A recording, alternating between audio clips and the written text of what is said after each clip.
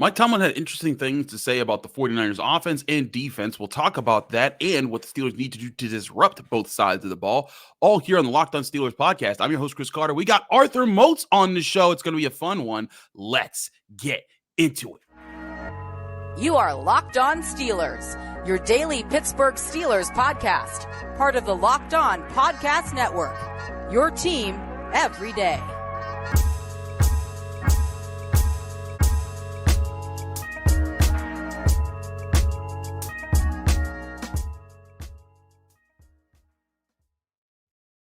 Hello and welcome to the Locked On Steelers podcast. I'm your host, Chris Carter, bringing you your daily dose of all things in the Pittsburgh Steelers. As always, you can find this show on your favorite podcasting apps and on YouTube. Like this video if you enjoy it. Subscribe to this YouTube channel to get all of your daily Monday through Friday episodes, as well as our bonus content. We thank you for making the Locked On Steelers podcast your first listen every day because we're your team every day. And today's episode is brought to you by Game Time. Download the Game Time app, create an account, and use code LOCKEDONNFL for $20 off your first purchase. Last minute tickets, lowest price guaranteed. More on them later. As I said before, we are joined by the man himself. He's making his triumphant return to the show. You know him. You love him. Arthur Moats, a.k.a. The Body. What's the word? What's the word? What's the word? Y'all know him, former Steelers linebacker. Check out all of his content. He does so many great things. Arthur, it's so great to have you back on the show. Come on, man. You know I'm always glad to be here, and always good to see you. Looking dapper, might I add, too, man. I got my Black Panther shirt on today, and we feeling you good. Fire, man. Good. You fire, baby. You look the part. I tell you that, look, man. You got your own face on your shirt. Stop you got it, merch. Man. Like just being silly out here. But Most, I wanted to start off because we've talked a little bit this week about, man, the Steelers are going up against this Nick Bosa and that defense, and Kenny Pickett is going to be in trouble. But I've been leaving this out there for Steelers fans to catch on for this show, and some of them are catching on in the comments, and they're like, man, who cares about their number one defense? We got a number one defense. We Brock Purdy needs to be scared of us. And so I hear them. And that's kind of what I was thinking when someone was saying. I was waiting for it. So they said it. So we wanted to focus on to start the show what this Steelers defense does have to do to disrupt this Niners offense. It's wildly talented. Christian McCaffrey, who Mike Tomlin said might be the best at winning in one-on-one in space. Yeah. Kittle, who might not play, but either way, you have to account for his ability to make plays. Deebo Samuel, an offensive line that's respected, and Brock Purdy, who was 5-0 in the regular season last year. And maybe if he wasn't hurt at the end of the season, maybe they win the NFC Championship game over the Philadelphia Eagles. Who knows? But all of that is a lot of factors to calculate, and especially a quarterback who hasn't lost a regular season game, and there's not a whole lot of tape on him, Moats. What do you look at for the Steelers to have to do in this situation to counter what this offense does best? Yeah, I mean, the big thing when you're talking Brock Purdy and that Niners offense, it's more so to me, you got to disrupt the system, disrupt the timing of everything. It's the Kyle Shanahan offense, right? Everything is on a rhythm. So when you talk about it, they're always on schedule. When they run the ball, they're running to stay on the clock. When they're deciding to pass, it's more of a lateral attack versus it's stretching you. But they're really calculated. So when they do decide to stretch you deep, that's after they've shown you the same thing over and over, and you've kind of went to sleep at it, right? So the big thing when I look at stopping this 49ers offense or disrupting it, you got to disrupt the timing. So number one, you got to be good on first down. They cannot have positive first down plays, whether that's running the ball with McCaffrey or when they get aggressive and go play action pass early in the downs. Those are some of the things that they'll do to stay on schedule.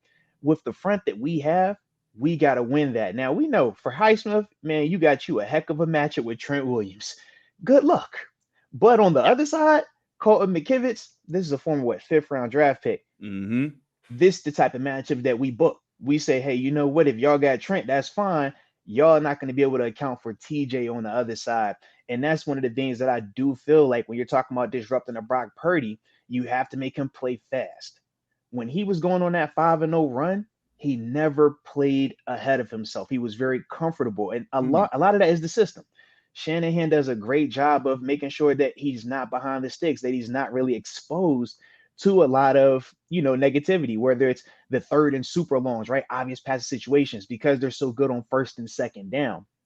But that's why if we can get after that early on, now you force Brock to be something that he traditionally has not been, going off of his college tape, which is why he was drafted where he was drafted. He typically does not thrive when he has to improvise, when it's not on schedule, when it's not read here, release. those are some of the things that were why, he was available as quote unquote the last quarterback taken in the draft, in contrast to a Kenny Pickett, who we've seen. He's already shown that he can make plays and improvise and do that at a high level. For Brock, that's something that we want to know.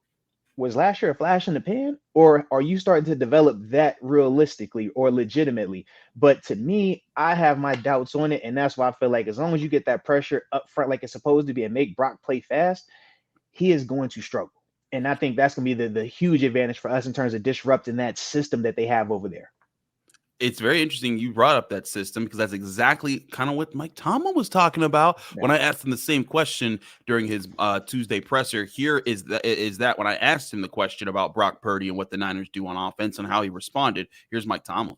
Mike, what kind of keys does your defense have to focus on for a quarterback like Brock Purdy when he hasn't had a ton of tape to study over this? It's less specifically about Brock Purdy, and it's more about how Kyle Shanahan chooses to utilize his quarterback within the schematics of what it is that he does. And so whether it's Purdy or Darnold or Garoppolo or anyone that, Matt Ryan or his days in Cleveland, we just see very similar things in terms of their approach to football. It's very quarterback friendly. It doesn't put them in a lot of adverse circumstances. It keeps them on schedule. And in doing so, it minimizes the potential for negativity. It's a great platform, particularly for a young guy to play and gain experience. And I think it's reflective of Purdy's journey a year ago and their collective journey a year ago. But I imagine his growth and development in that experience has him and them ready to take another step, just like we are with our young quarterback. There you have it right there. And Mike Tomlin even draws a connection to how the Steelers want to use Kenny Pickett. They don't want to put Kenny Pickett in tough situations. They want to put him in quarterback-friendly situations. But and here's the thing. I can hear some people when they hear quarterback-friendly, Mike Tomlin's dissing Brock Purdy. No, he's acknowledging that what they do right now tries to put Brock Purdy in an advantageous situations, as all coaches should try to do. That's what this You have a young quarterback still adapting to the NFL. It's just a natural part of it. Many of people have been put in bad situations behind their pride and their ego. If you allow your pride and your ego to say, man, let me put this quarterback out here and have him throw that ball 40, 50 times, you're going to be without a job in a hurry. These guys they know exactly what they're doing. You take your time with these guys, man. And you roll it out a little bit more. And we saw that with Purdy and with Kenny, right? First start versus towards the end of their starting. Those playbooks started to get expanded a little bit. Their exposure to risk got expanded a little bit. And then even going into this preseason, we saw firsthand with Kenny how it's even more ratcheted up, right? So I'm anticipating similar things with Brock Purdy, but we just know that system specifically is tried and true in the sense of if they want to minimize exposure to negativity, it has been proven at multiple stops with multiple quarterbacks that it is tried and true to work. Whereas obviously with Matt Canada, we're still learning along the way and seeing if it's going to be to the same extent. But to me, I could definitely see the parallels though between both teams and both situations right now. And again, it comes back to what you were talking about. Can you disrupt it? Can you disrupt the timing? And part of that, a lot of that starts up front. Where the Steelers' defense, the strength of their defense is. Mike Tomlin also said he didn't feel like slapping any negative connotations on Larry Ogunjobi's health status, which was a good thing, I think, for the Steelers, because he's going to be very, very, very important to this process. But like you said, TJ Watt getting a really big opportunity against their offensive tackle, Alex Highsmith. Yeah, sure, he is Trent Williams, but here's the thing. I think Alex Highsmith versus him, that's a really good matchup. You might be able to win that a couple times in the game. And then you still got Cam Hayward, Ogunjobi. If he doesn't play, you still got Benton. You still got Watch. You got Adams. And then you got Leal, who's going to be rotating all over the place for the Steelers. And then there's the depth that they're going to bring up front with guys like Nick Herbig and Marcus Golden. I think a lot of it depends on that, and also depends on can this run defense limit Christian McCaffrey to force Brock Purdy in some of those disadvantageous situations where he's going to have to make riskier plays. He's going to have to, show his moxie in some out of system moments. And the more chances you do that, the more chances you get to create turnovers against this team. Yeah, absolutely. You're 100% right. And that is one of the benefits of the depth that we have specifically at the edge rusher position. You're throwing multiple body types, multiple styles of rushers at these tackles. It's going to work, and that's the thing. You just need one or two times where you come home and it's a strip sack, and now we're talking turnovers. Now we're talking short fields. That's the difference in these type of games, where it's, you know, evenly matched in certain elements, or we feel like it's evenly matched. The way that it swings one way or the other are through special teams, are through turnovers, the hidden yardage, penalties, things like that. So it's a lot of variables that are going to be in our favor if we take advantage of them. Absolutely. I think that's a big key here. I want to talk to you about that Niners defense, though, and other things they have to focus on for that. We'll get to that in a minute here on the Locked On Steelers podcast. Your host, Chris Carter, here with Arthur Moats on the show. But first, I want to remind you guys, this show is sponsored by Harry's. I shave for this show because if y'all saw my face when it looked unkempt, it's bad. And I'm talking like caveman bad, as in like yikes. But when I shave, I feel confident. And no matter why you shave, Harry's has you covered at a price that you'll love. From high-quality razors to skin products that exfoliate your face, Harry gives you a premium shave at a great price. You'll receive a high-quality razor with all the products you'll need to make your facial hair a highlight you'll love to show off wherever you're out.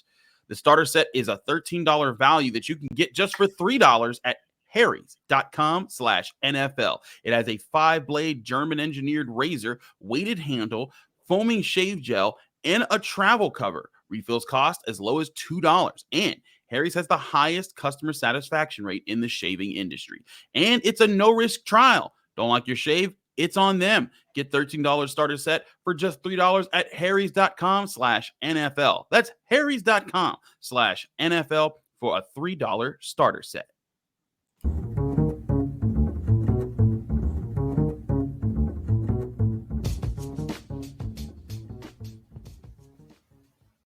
Back here on the Locked On Steelers podcast, Chris Carter here with former Steelers linebacker Arthur Moats. Moats, you study a lot of defense in the NFL. You study a lot of tape in the NFL, but being a defender yourself and a former edge rusher, I think you provide really good insight on a lot of things, but especially on defense where you're very familiar with that style of play and what they need to do. When the Steelers look at what the Niners are going to do on defense, I want to get to what Tomlin said about the concepts that they bring, but I want to ask you, what makes Nick Bosa and the defensive front so dangerous when it comes to disrupting the run and getting after the quarterback? Yeah, I mean, they're an extremely aggressive bunch. You watch them, they get off the ball. That's one of the things that has really helped guys like Fred Warner and Dre Greenlaw. Now, granted, both of those dudes are phenomenal, but they're clean. A lot of times as a linebacker, it's like, man, if I can just be clean to just athlete on athlete or play in space, you traditionally should thrive. And you get those type of guys at the second level, they're doing that. But it really, to me, man, I just feel like that front is super aggressive, and they got bodies that can win one-on-ones, inside and outside. You talk Nick Bosa, reigning defensive player of the year. He's a guy that historically has competed with TJ Watt, Myles Garrett, as who's the number one outside linebacker, edge rusher, pass rusher in this league. You talk about a guy like Eric Armstead, high pedigree guy that has been doing this thing for a while now. One-on-one can win, disruptive in the run game. Javon Hargrave. Yeah, who we know very well. We know what that is. Oof. He's a one-on-one maniac. He's a guy that can disrupt you in the running game and in the pass game. And we saw that in a 3-4 as a nose tackle, but we've also seen it in a 4-3 these past couple of seasons with the Eagles. So when you talk about just these different variations of guys up front, that's part of it, and then they've had depth in years past. Now we'll see what that looks like this year, but that's the other part for them where they've just been able to continue almost like what we're talking about with our defense right now, right? When TJ and Highsmith go off, you're getting Marcus Golden and Nick Herbig. So you're like, man, you never get a break. It's never really this massive drop off. That's been the Niners, especially up front, and they just overwhelm teams. It is very hard to play offense or play quarterback in this league when you're under duress. And when you looked at times at the different rushes that they've had inside and outside and the amount of success that they've had, it's just like, man, they create a constant sense of pressure. And when you talk about the guys on the back end that are able to capitalize on that, real ball savvy guys get their hands on interceptions, that's the recipe for success. Then you factor that in with the offense that's able to sustain long drives, it's methodical but can take chances, doesn't turn the ball over. Now you keep them fresh. So everything kind of works together for them. And that, to me, is just that overwhelming element that the Niners defense, has been able to show these past couple of years, which is why they've been viewed how they've been viewed. Moats, it sounds a lot like you're talking about how the Steelers defense plays. Come on now. They're All right. healthy. Yeah. Like this Yeah. again has been my point this whole offseason. Okay. Was that if Kenny Pickett takes the right steps and the Mhm. offensive line does get a boost, we say with Isaac Seumalo, the improvement of Dan Moore Jr. across the board, they're all playing better, much better this year. And the running game's better. Yeah. And the defense is healthy. This is what the Steelers have been trying to get to, a team that can dominate on defense and win enough on offense while not putting their defense in so many bad places. That's what the Niners do. Chris, when Garoppolo was there taking them to the Super Bowl and the NFC Championship game, did we ever look at the Niners and say, oh, they're so explosive on offense because they can throw it 50 times and score 50 points? No, it was they don't turn the ball over. They're going to run this ball. They had 4 different running backs at one point, right? Yep. 4 different Raheem Mostert and company, right? They have 4 different dudes, a tight end, and one guy that can go win a one-on-one outside on the perimeter. But they're going to run the ball, play action pass, and then take their shots. But that's part of, like I said, what makes them just so tough. That system as a whole, it benefits the offense, but it also benefits the defense. And that is what we've been lacking these past couple of seasons, is just that ability to consistently sustain drives on offense and keep our defense off the field. Because if our defense can stay fresh and rested, they will be the number 1 defense in the league. The best defenses are always the defense that are the most rested, that are always on the sideline. You look at the Niners defense, they don't play a ton of snaps every game because that offense isn't going to allow them to. The system won't allow them to. That's the part for us that we got to be more efficient in, so that way our defense can go ahead and show what we truly capable of. Absolutely. Here was Mike Tomlin when I asked him, about the concepts that they deploy on defense too, because it's not just the players they do. They do have a good system over there, and there's going to be some revamps in the system because they have a new defense. Shout out to Steve Wilkes, man. Absolutely, man. Steve Wilkes is now in a defensive coordinator. D'Amico Ryans, he's now over with the Houston Texans doing his thing there as the head coach. But get your Tampa 2 ready, man. Get your Tampa 2 ready. Exactly. But let's listen to Mike and what he had to say when we asked him about it. Mike, there's a lot of talk about the talent the Niners have on defense, but what do they do conceptually up front that also puts their guys in good positions to win? They have strong schematics. They do. They have turnover at the coordinator position, but they have continuity in their coaching, particularly their D-line coaches. Veteran guy, man, very good at what he does. Has had kick-ass fronts wherever he's been.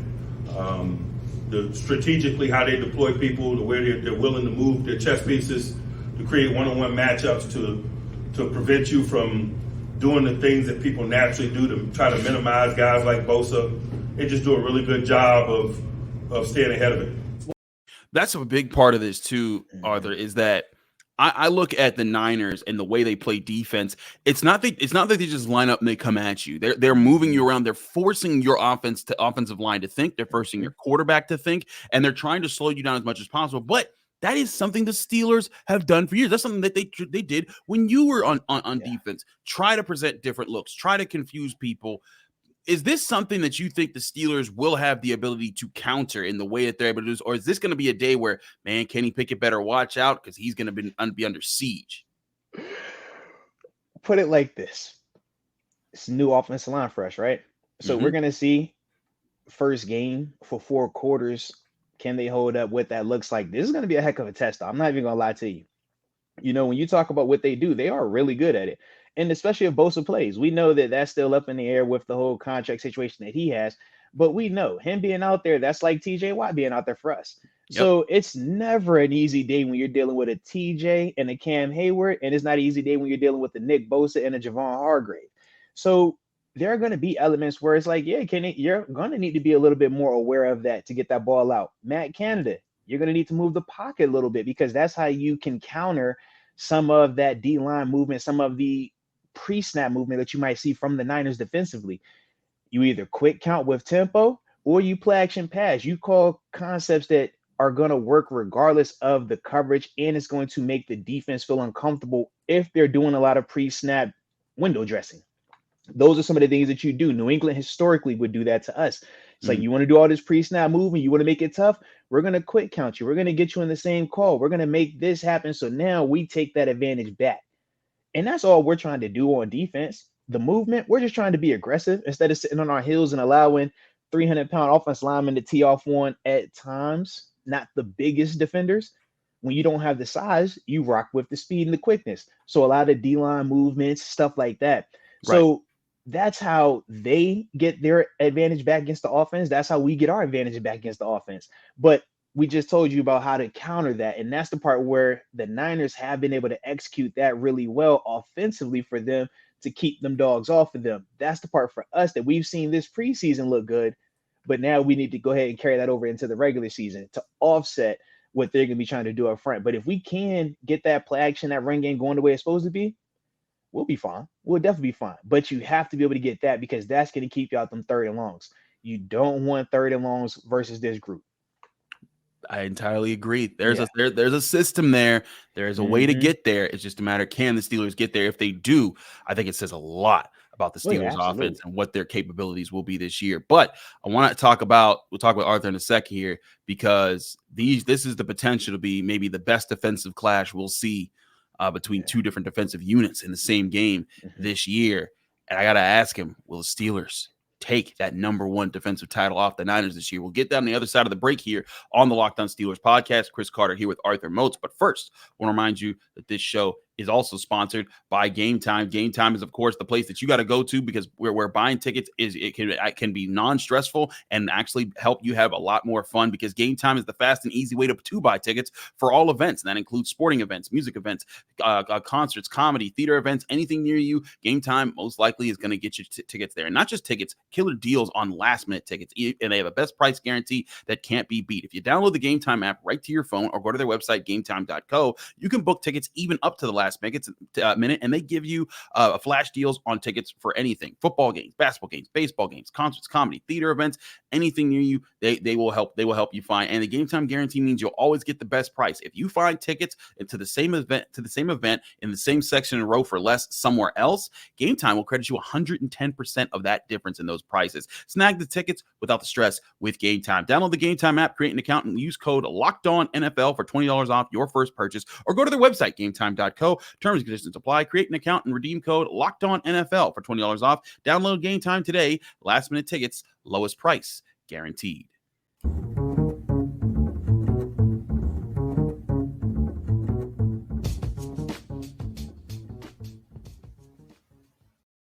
Back here on the Locked On Steelers podcast, I'm your host, Chris Carter, here with Arthur Moats, here talking about the Steelers, Niners, getting you ready for this upcoming weekend on the Wednesday show here. Moats, we talked about the Steelers defense and how they need to get after Purdy. We talked about how the Niners are going to try to get after Kenny Pickett. Last year, and Mike Tomlin acknowledged this, they were the most dynamic, most prolific, most dangerous defense in football. They were the best defense in football. They finished number 1 in points allowed, number 1 in yards allowed. And in fact, they allowed an average of 16.3 points per game, just over 300 yards per game at 300.6. That is a phenomenal year for them. Yes, Chris, they're good. All right, they're good. I get it. I love them. They're good. Exactly. So you're getting my point here. I love it. But the Steelers, missing TJ Watt for 2 months, still finished 10th defensively, giving up 20.4 points per game, just basically 4 more points a game than the Niners. They gave up 330.4 yards per game, so about a 30-yard completion more per game than the Niners. They both tied the NFL's lead for the most interceptions had last season. And again, the Steelers were missing the reigning defensive player of the year that was the year before in TJ Watt for several games, pretty much half a season. And even when he was back, he wasn't even 100%. He looks 100% now in preseason. So I ask you this, Moats, is this the year the Steelers take the number 1 defensive title back off of the Niners and it be something that the Steelers can brag about? Because there was a time, once upon a time, it's not that long ago, even though it feels like it's forever ago. But the Steelers defense was the number 1 defense in the NFL in either yards, points, or both in 2012, 2011, 2010, 2008, 2007, and 2004. You look at all those years, the Steelers have been dominant. They've been rebuilding. They've had some great years. They've been top 5. They were top 5 in 2020 and 2019. Moats, are they number 1 this year? If this offense can do what they're supposed to do, They would definitely be number one. You already said it. They have the exact talent that you need at all three levels. That's part of why the Niners are so good. They got guys up front, they got guys at the second level, and they got guys at the secondary position that can create turnovers. Those are all the recipes for success. We've already shown that we can do all of those things. To me, the past couple of seasons, we've run into the issue of defense being out there too long at times. Or this past season, TJ getting hurt. Those are the type of things that can't happen. Now, we can't account for injuries. So that's why I don't really plan for that or even speak on it a lot in terms of, oh, this guy got to stay, or that guy has to stay healthy. We know, you just got to stay healthy, period.